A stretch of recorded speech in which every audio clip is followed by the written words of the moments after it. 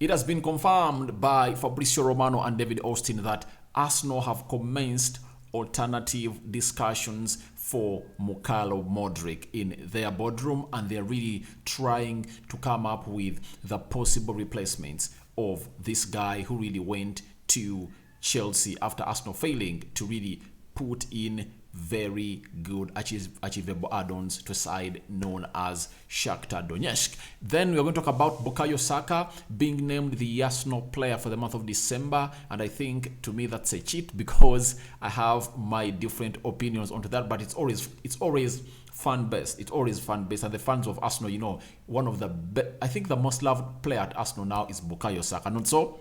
That's it, because he's so much in the age of 21. People love him, has been performing very well. One of the most consistent Arsenal players for the previous 3 seasons, and I believe the fans really went in for that. And lastly, talking about good news of Gabriel Jesus, he is really off the clutches, and then the kneecap is off his knee, meaning that he's soon really recovering, and he's going to really share with us some photos that are really encouraging and are really so much hope giving to the fans of Arsenal all over the world. Welcome to Rokani Media Football. How are you guys, and where are you watching us from? Continue to subscribe to this channel because you want to hit 10,200 subscribers by the end of today. Continue to subscribe.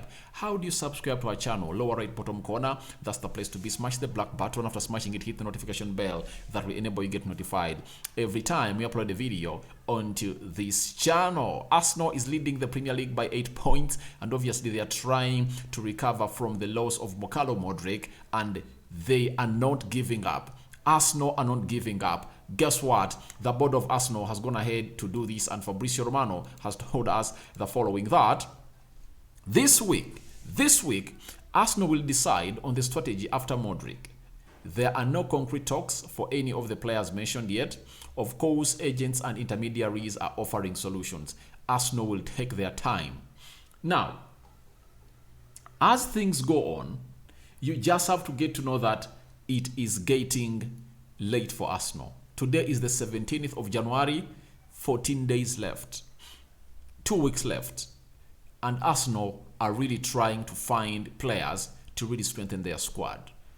Mudryk going to Chelsea was one of the deals they have expected to slip out of their hands because they felt like they had stretched their limits to make a bid of 95 million euros. But today I've seen a story coming in from, I think, Ukraine, indicating that the problem as to why Arsenal never signed Mudryk was their add-ons looked unachievable. That's it. And Chelsea came in with achievable add-ons. That's why the player went to Chelsea. And Shakhtar told Arsenal, can you really regulate? And Arsenal said no. That's why the player left. But it's not about the money. I think Shakhtar would have taken the 95 million euros of Arsenal, provided Arsenal regulated in their add-ons. But Shakhtar looked at those add-ons as unachievable, and they said, we aren't going to do business with you. So that is why that deal never came to happening. Now, Arsenal is having the money with them. I told you, Arsenal are really having a lot of money. Not only 100 million euros or 95 million euros. That is like 85 million pounds. Arsenal are having a lot of money. I counted the amount of money that Arsenal was left with in the summer. 79 million pounds were left in their pocket because they had it to spend, and they only spent 121 million pounds. They went ahead to sell players, and loan fees in total amounted close to 40 million pounds, meaning that Arsenal had 120 million pounds to spend in the January transfer window, minus the budget that was prepared to spend in the January transfer window, meaning that Arsenal have a budget of close to 200 million pounds to spend. Because I believe Arsenal would have gone ahead to spend like 50 million pounds. That was their plan. But them having not spent the entire 200 million pounds in the January transfer window gave them an allowance to really add that amount of money to the January transfer window. That's why they had made a bid of 95 million euros for Mudryk, because they knew they had a balance of close to 80 million pounds left in the summer that was not spent. Now, as things stand right now, Arsenal are finding solutions. And obviously, they have decided to lay a new strategy. And Mikel Arteta, Vinay, the CEO, Edu, the recruiting department, are now in a crisis meeting. They are trying to really go out and really see who should we go in for? Who should we go in for? Because that is what Arsenal should do immediately. You see, one thing that will go ahead and really blindfold Arsenal and cost them is the wins they are getting right now. You get? Time is going to come when you should choose either to back out of the UEFA Europa League and win the Premier League, or to stay in both and lose one. You know how hard it is to play on Thursday and then play on Sunday. You get?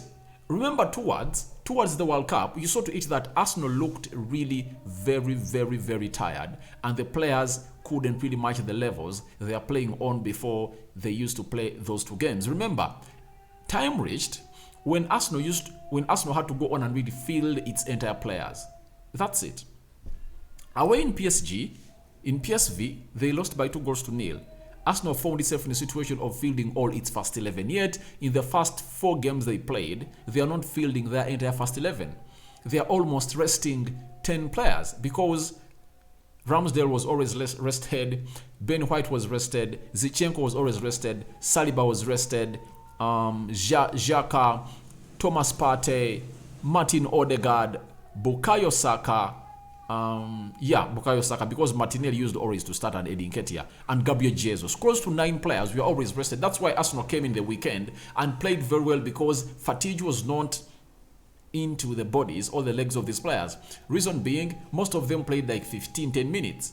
But there are those 2 games that Arsenal needed to win. Away in Norway, we are playing Bodo Glimt, and away in PSV.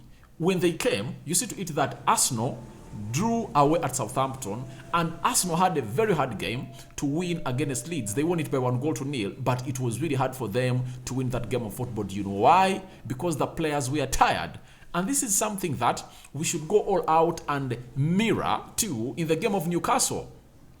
In the game of Newcastle, Arsenal's bench was really dead. They had no player to come from the bench and influence their team. So that's what I'm telling you, that let these performances that Arsenal are really going ahead to really get, like against Spurs, 2-0 and very many others, not blindfold you, the fans of Arsenal. And I think they're not blindfolding Mikel Arteta and Edu, that they can go all out and really stretch out through the season with the players they're having. That's out. Can I ask you a question? Do you know that Arsenal fans were really crossing their fingers for 2 players in the game of Spurs not to get just a yellow card? Because if at all they got a yellow card, they are not going to play a game of Manchester United. That is Saliba and Saka. Do you know why it was like that? Because you have no replacements for those players. But if at all Arsenal had Evan Ndika on the bench, and you know that, if at all Saliba is out, Ndika will come in through and will get the job done. Or any other player of a level of Ndika to come in and get that level done, you would say, all right, it's okay, even if he gets a yellow card. If Arsenal had a Rafinha, even if Saka gets a yellow card and is not out and is out in the game of Manchester United, it would have been okay. So here, Arsenal are really in a terrible crisis. People won't know it. People won't give it time, not until Arsenal lose a game. Do you know why Arsenal fans were all over after the game of Newcastle that, why isn't Mudryk coming in? Because they drew and they got to experience in their minds that all they needed was them to go out and find themselves in a situation of having players coming off the bench to win that game of football. Now, after losing Mudryk, God blesses them with the win of Spurs, and now they are quiet. But let me tell you this. If Arsenal is to win a Premier League trophy comfortably, they need to get in 3 signings. 3 signings. They should get in a striker, they should get in a winger, and a defender. That's it. Because Saliba and Gabriel Jesus at a point X won't play. They cannot really find themselves fit this entire season. That's it. Either one will get a red card, or will get an injury that will see him spend close to 2 or 3 games without playing. What will Arsenal do? Will it be Rob Holding and Gabriel Jesus, Rob Holding and Saliba, Gabriel Jesus and Ben White, or Ben White and Saliba? You get? So I believe Arsenal needs 3 players. 3 players. If not a defender, they should get in a central midfielder. Because if you get a very good CDM, you can see Thomas Partey even plus a central defender, because most central CDMs play as central defenders. You've seen it very well. Casemiro has done it. Rodri has done it for Spain in the World Cup. Fabinho has always done it.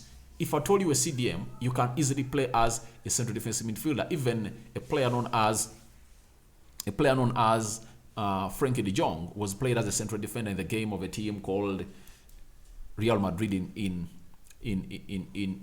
Italy, not in USA, when they are playing the preseason. So it shows you how much that it is. But talking about the agents, they are really giving them solutions. You know, the agents are really throwing in their players to us right now, and that's what Fabrizio Romano is going to here to tell us about a deal of a player known as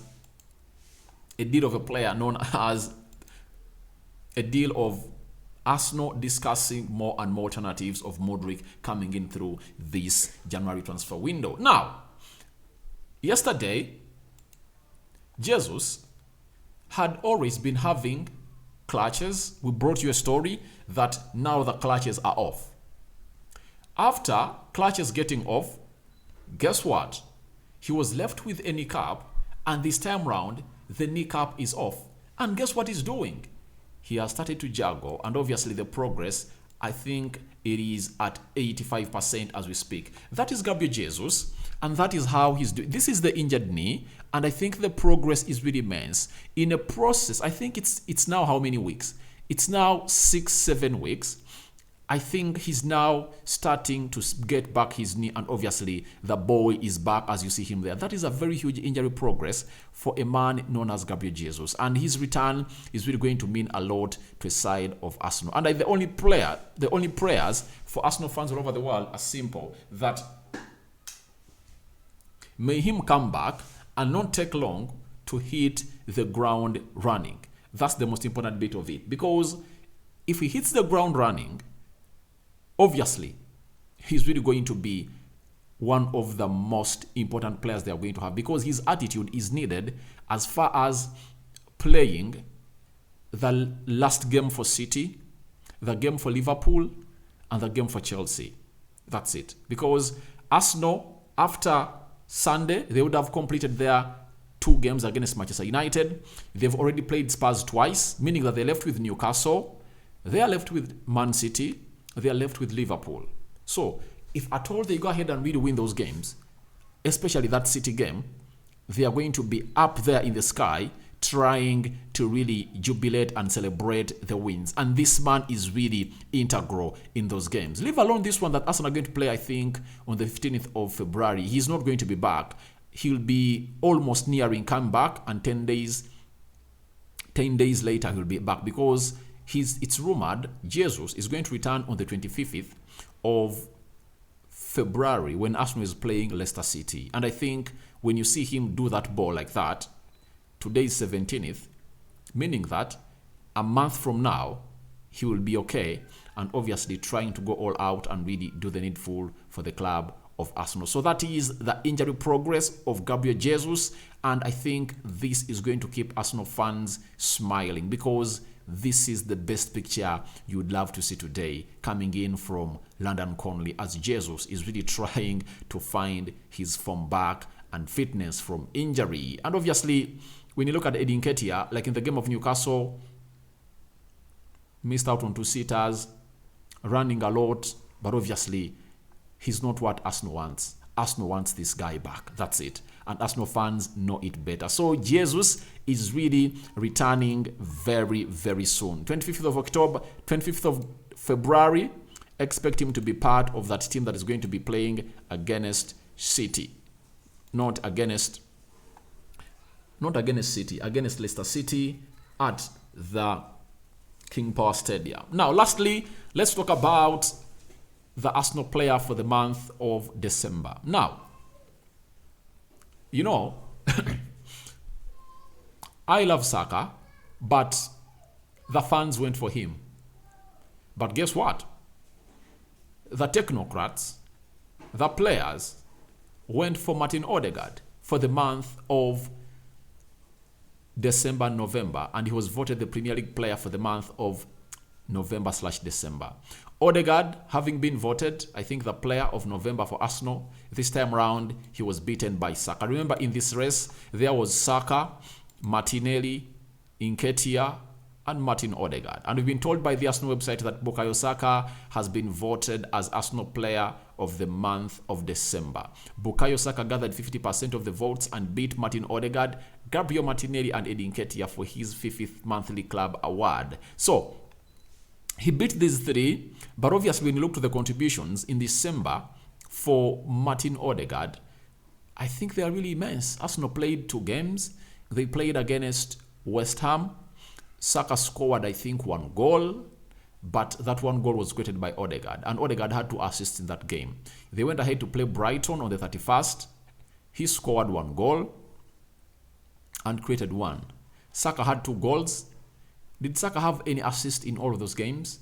Do I remember any assist? I don't really remember any, but Odegaard had 3 goal involvements, and I believe it was supposed to be Odegaard, kindly speaking, softly speaking, but fans didn't go for him. And you know why? Saka is loved, but obviously Saka is really a very good player, and him winning it is not bad because he scored 2 goals, but I believe Martin Odegaard is really in a form of his life. And you saw him fire home again when Arsenal was playing Spurs, and he has really went ahead to really put himself into a position of competing for the Arsenal Player for the month of January. Reason being, January kick-started off with them playing in Newcastle.